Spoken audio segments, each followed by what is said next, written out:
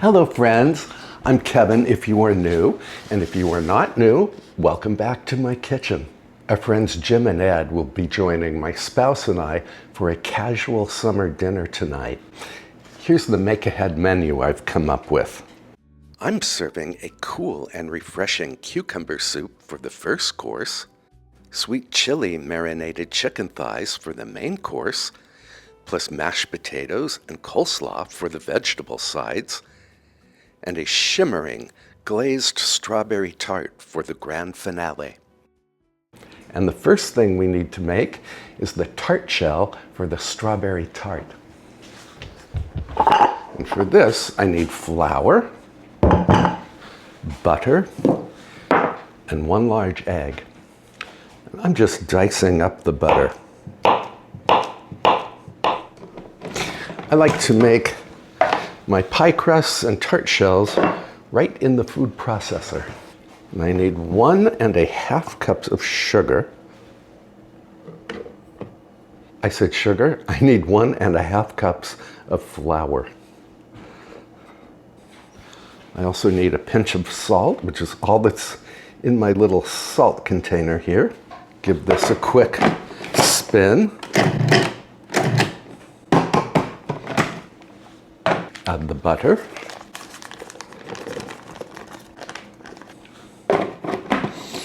Then I'm going to run the machine just to break up the butter. Then I need to whisk this egg. And in it goes. Then I'm going to process this just until a shaggy dough comes together.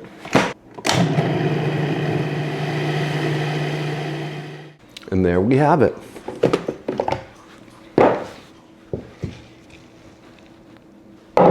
We can gather the dough together. Pick up all the little stray bits. Yeah, I'm really excited for you to try this strawberry tart. And it's glazed with red currant jelly. It's super delicious. It's very pretty too. And we'll form this into a disc. And to firm up the butter, I need to pop this dough into the refrigerator for about an hour, or I can put it in the freezer for about 20 minutes. I'll just put it in the freezer. I'm going to roll this dough into a 12-inch diameter circle, and I'd like to thank the viewer who sent me this very nice, very large sheet of Silpat. It actually has the various pie crust diameters on here, including the 12-inch diameter that we need. I have a little flour here.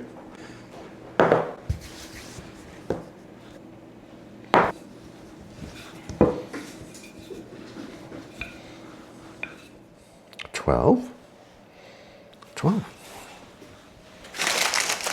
Here's my tart pan. And I do want to keep this pan on a baking tray. Center the point here and unfold. And of course, you don't want to stretch the dough. Ease it into the pan. And then I want to press it against the contours of the fluted edge of the pan. This way the crust will have that pretty fluted design. Then I'm going to take my rolling pin and use it to remove the excess crust.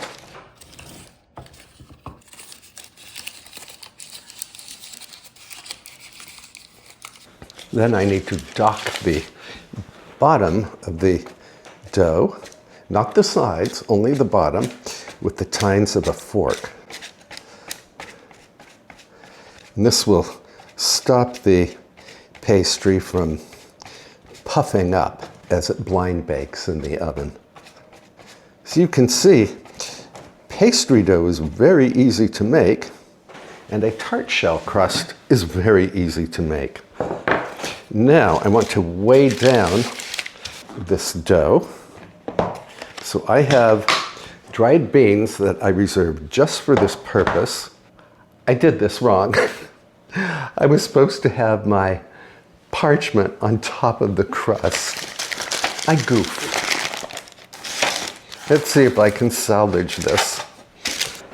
I'm going to pop this into the freezer, and then I think it will be easier to remove that lower layer of parchment. I think I have a solution without having to chill this crust. I'm going to go in here. Do you ever goof up in your kitchen? I know I have not made a tart in a very long time. I used to make them frequently. You could say I could make a tart shell blindfolded, but it's been a while and I forgot some of the steps. So now we can go like this and like this. And this pastry goes directly into the tart pan. There we go. This is going to work out just beautifully this time. When you make a kitchen boo-boo, there's often an easy fix. And this was very easy to fix. Now, once again, I will push this side into the contours of the pan so that the pastry has the pretty fluted design. Roll off excess.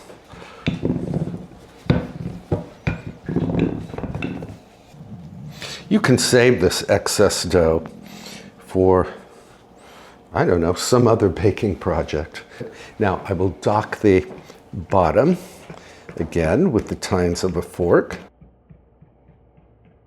Then here's where the parchment comes in. It goes on top.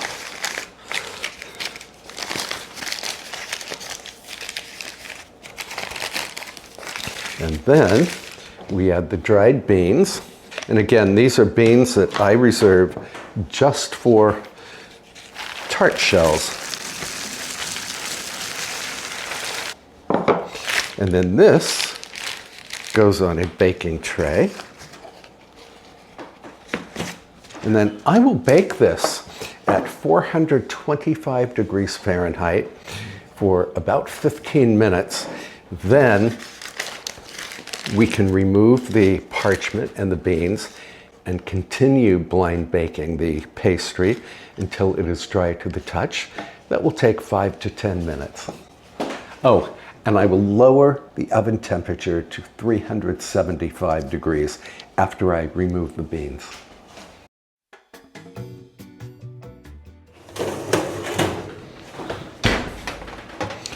So that was 15 minutes in the oven.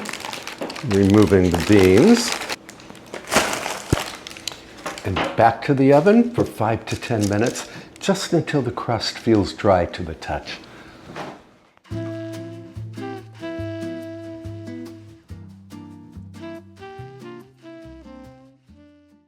And our tart shell is completely done now. It's definitely dry to the touch. Now, there's an optional step you can do here, and that is to quickly whisk up an egg white, just until it turns foamy, and then brush that over the bottom of the crust. And what the egg white does is seal the crust, so when you add your topping, the moisture from the topping doesn't seep through. But it's entirely optional. My pastry brush, here you are. And you want to do this while the pastry is still warm.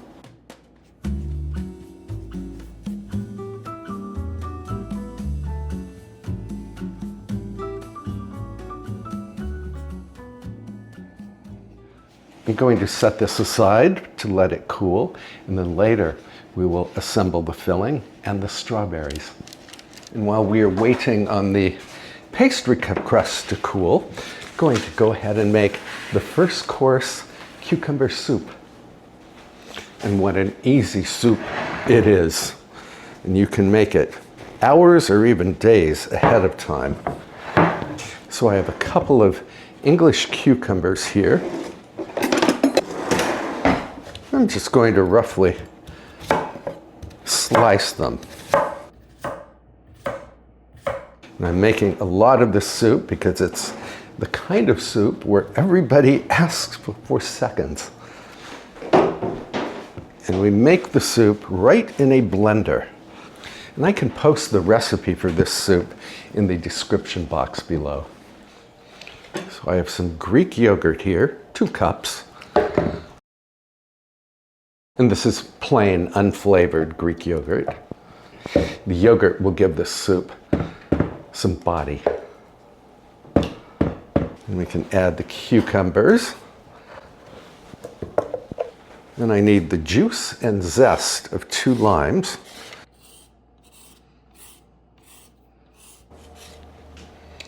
In you go. I will also need some mint, just a handful. And I have that in the garden. I'll just put this over here for now.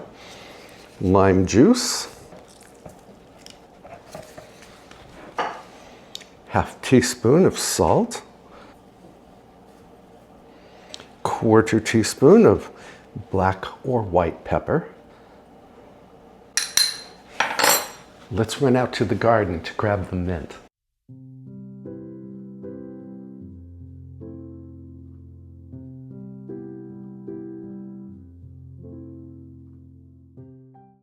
We had torrential rain yesterday and last night. So my mint leaves are perfectly clean.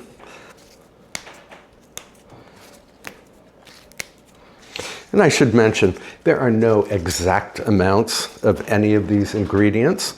So if you'd like to add more or less mint, or more or fewer cucumbers, go right ahead.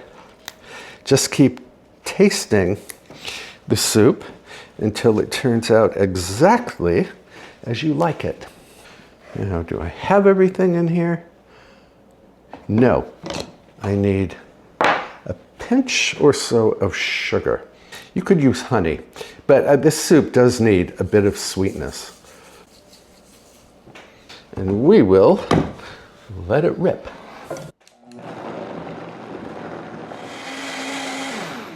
Now I want to have a taste.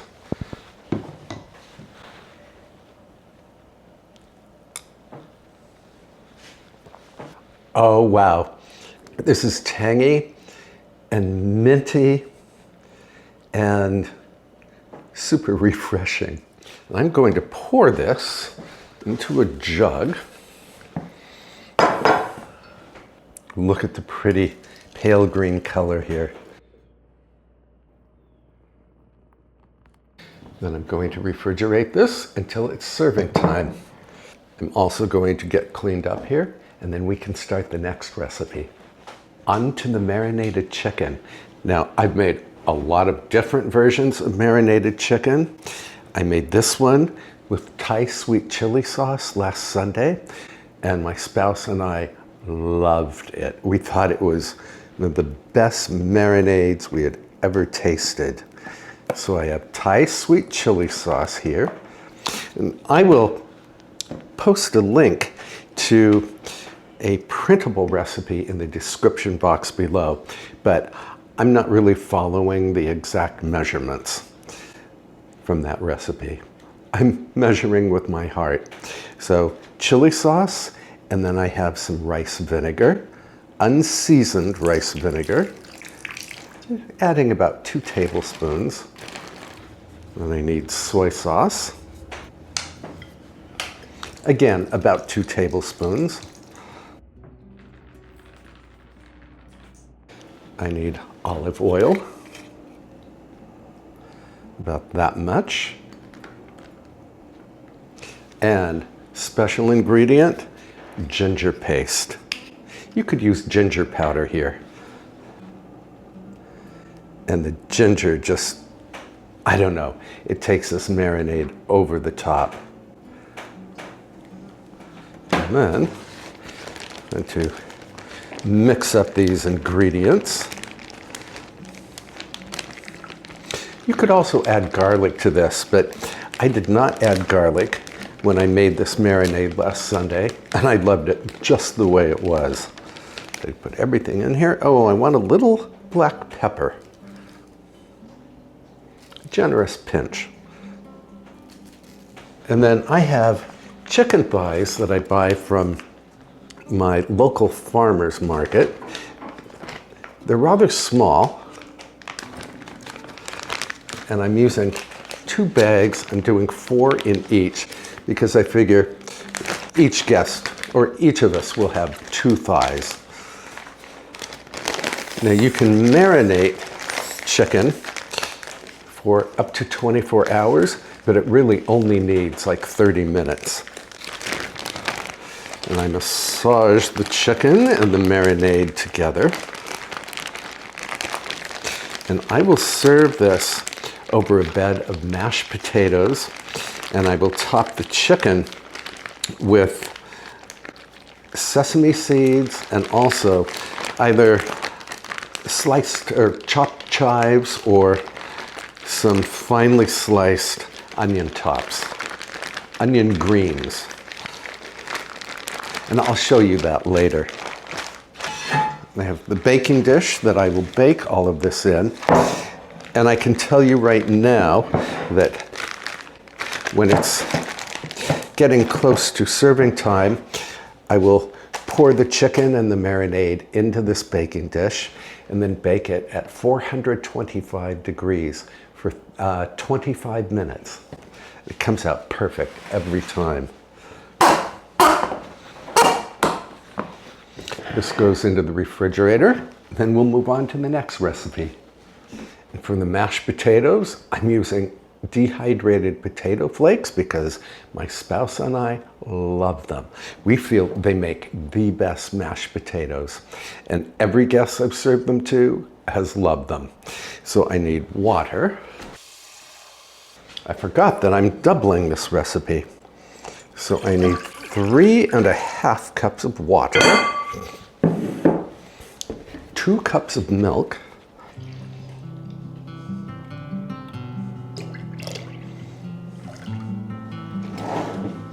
1.5 teaspoons of salt,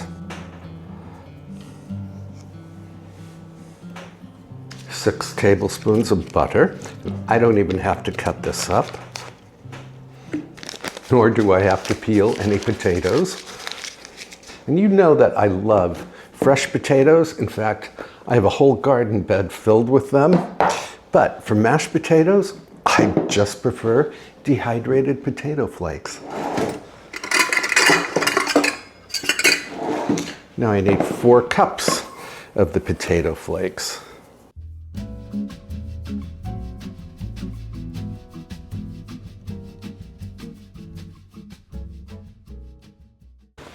Going to cover this with cling film.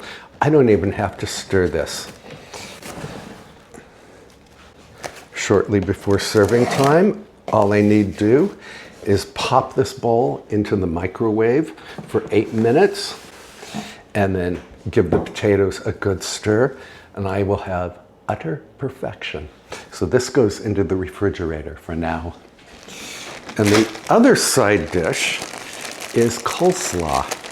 I bought a bag of tricolor coleslaw mix just to make life a little easier. And for me, coleslaw is all about the dressing. And my favorite dressing is mayonnaise. Now for this whole bag, I'm going to use 2 heaping tablespoons of mayonnaise. And then I'm going to use an equal amount of sour cream.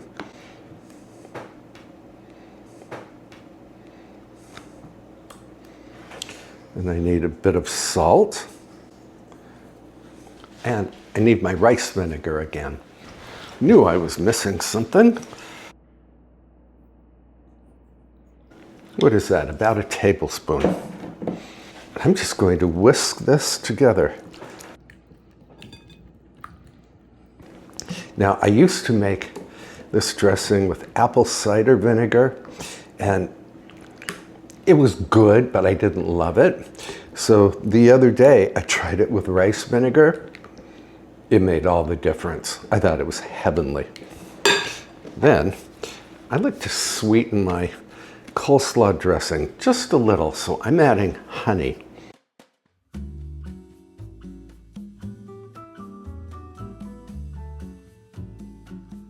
And we can add the coleslaw and simply mix.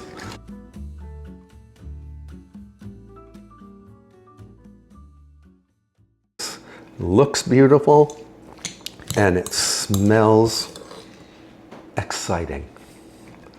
I'm going to give this a little taste.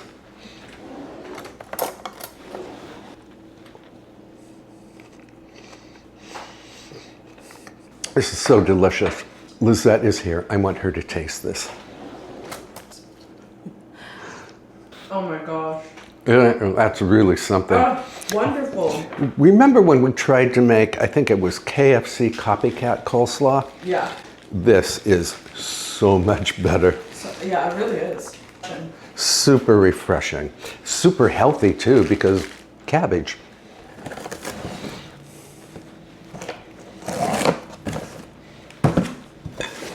Into the fridge. Another little cleanup, and then we need to assemble our strawberry tart. I also want to grab some flowers from the garden and make a little centerpiece for the table. That will be fun.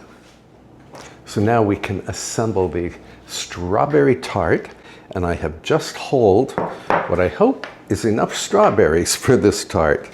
And for the filling, or the glue to hold the strawberries in place, I need 1 brick, this is an 8-ounce brick, of room temperature cream cheese. I'm going to beat that. Then I need a 1/2 cup of confectioner's sugar.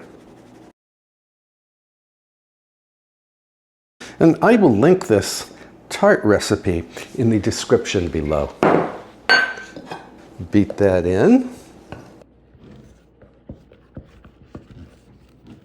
This looks like something you could just eat as it is. Then I need the zest of 1 lemon. And it's a good thing that I have 2 of these microplane zesters, because the other one that we used earlier is in the dishwasher.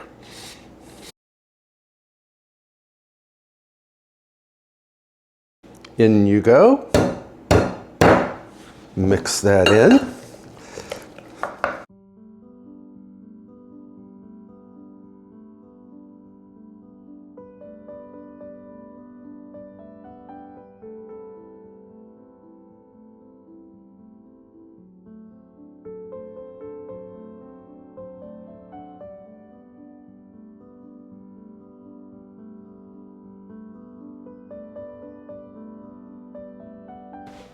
My fingers are nicely stained from those strawberries. And I have some red currant jelly here that I just heated to boiling in the microwave. That only took 30 seconds.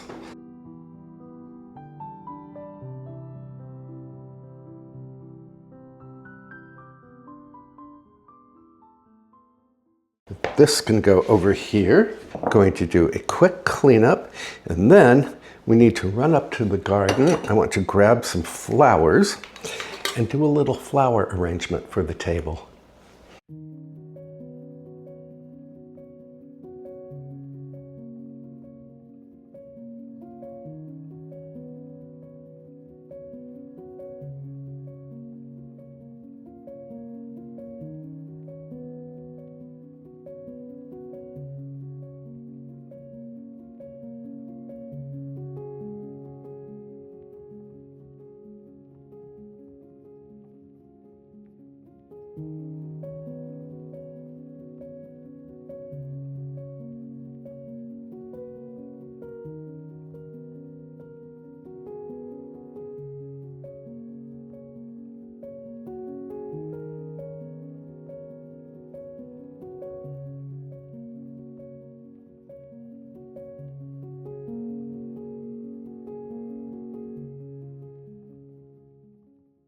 So I'm going to make this arrangement in this antique soup tureen, as I often do.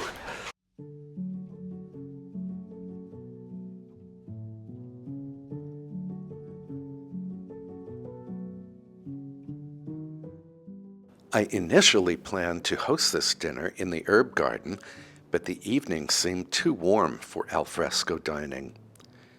So I compromised and served drinks and nibbles on the front porch and dinner in the dining room.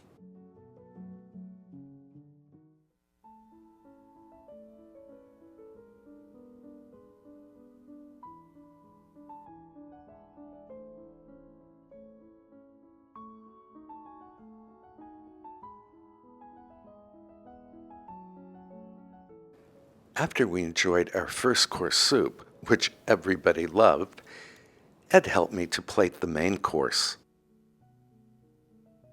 We garnished the chicken with sesame seeds and thinly sliced green onion. The sweet chili marinated chicken, served on mashed potatoes and with a side of beautifully dressed coleslaw, was beyond delicious.